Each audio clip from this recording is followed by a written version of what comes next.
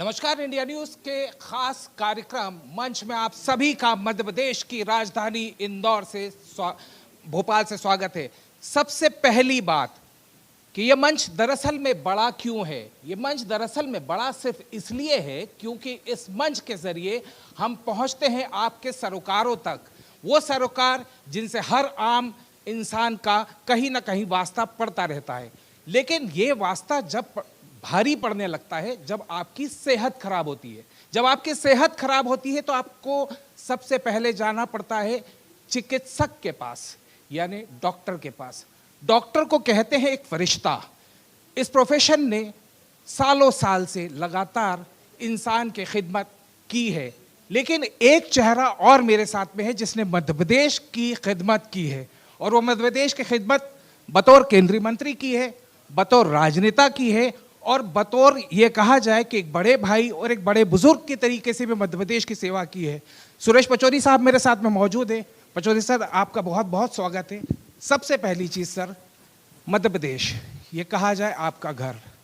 इस घर ने बहुत कुछ देखा, आपने इस घर में बहुत कुछ देखा। वो तस्वीर और आज की तस्वीर क्या है? देखिए अभिषेक जी, सबसे पहले तो मैं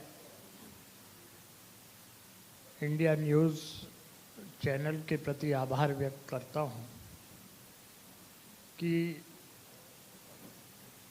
इस चैनल ने, और ख़ास तौर से इस चैनल के हेड मनोज मनु जी ने मुझे अवसर दिया कि मैं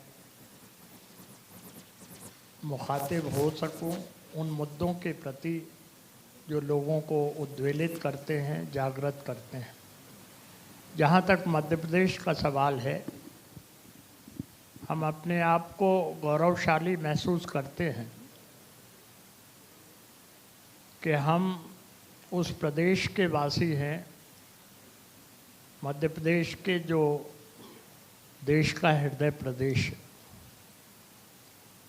और मध्य प्रदेश के मामले में जब हम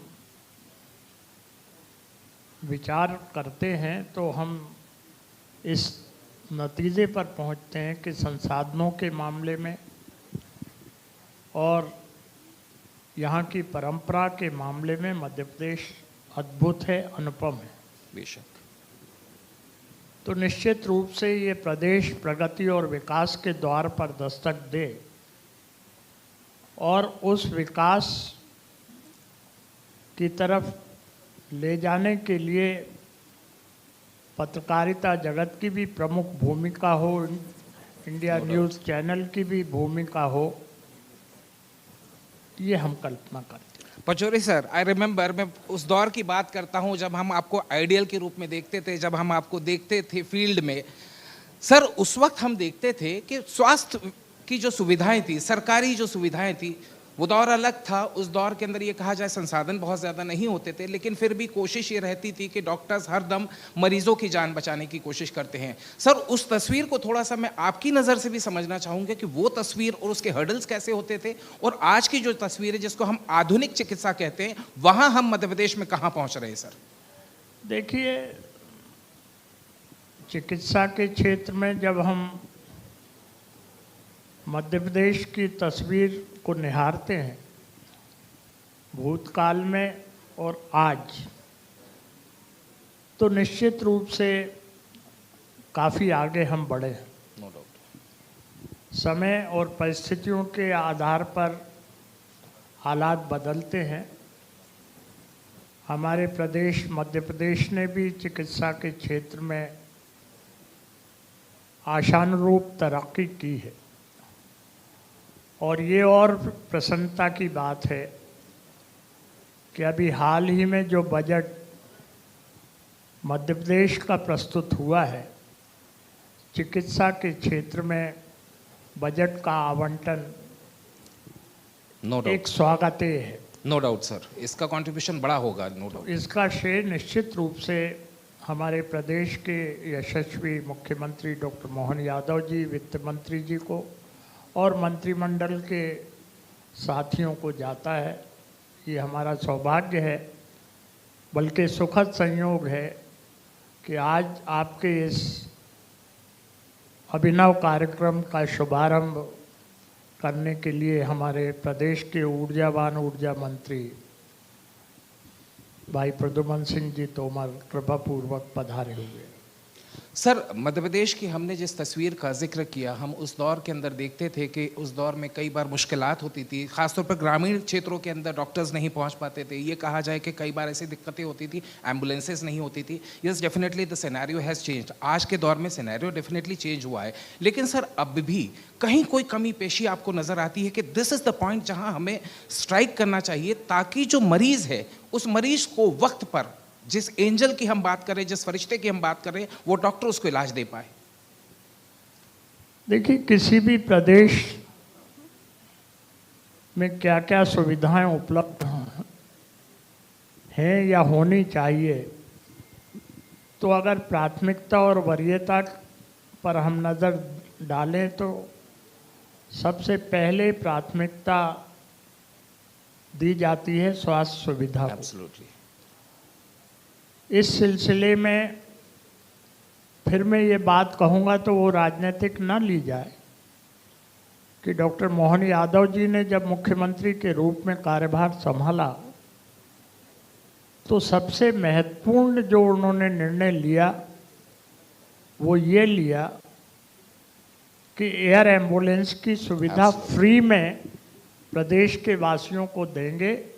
जहाँ जिसको ये सुविधा की ज़रूरत पड़ेगी वो बगैर चार्ज के देंगे। अपने आप में बड़ा महत्वपूर्ण निर्णय था। वहीं हमारे देश के यशस्वी और तपस्वी प्रधानमंत्री नरेंद्र मोदी जी ने भी ये घोषणा की जी कि आयुष्मान योजना के तहत बुजुर्गों को वो फ्री स्वास्थ्य सेवाएं उपलब्ध कराएंगे। ये भी अपने आप में एक बड़ा अभूतपूर्व निर्णय था जिसका पालन हमने कर दिया है। रही बात स्वास्थ्य सुविधाओं की, ये एक ऐसा कोइंसिडेंस है जी कि मैं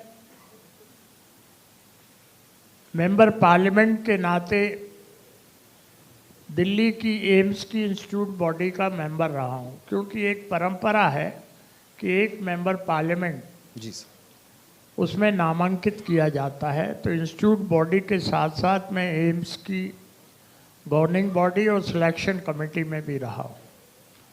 उस नाते मेरा ये अनुभव रहा है कि हमारे देश में जो चिकित्सा सुविधाएं उपलब्ध कराई जा रही हैं वो बहुत अद्भुत हैं, अनुपम हैं।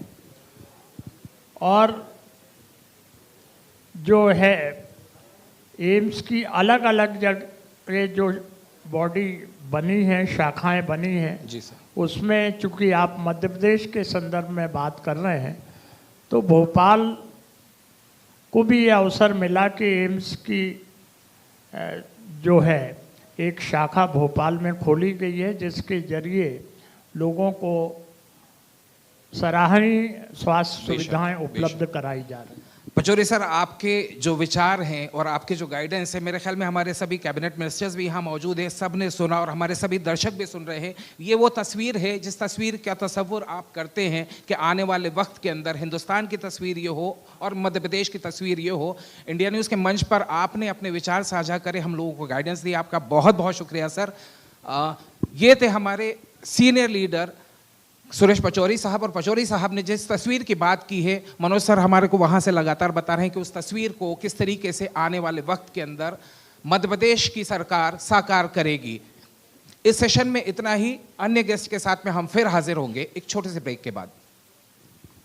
बहुत बहुत धन्यवाद sir. So nice of you, it was pleasure sir. बिल्कुल, तो ये आपने सुना और मैं यहाँ पर उम्मीद करती हूँ कि जितने भी हमारे साथ लोग हैं बहुत सारी बातें उन तक पहुँची होंगी।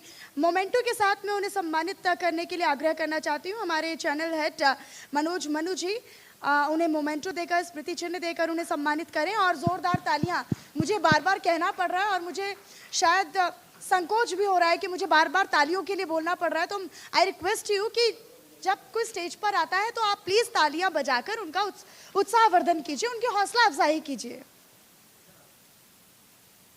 बिल्कुल, तो ये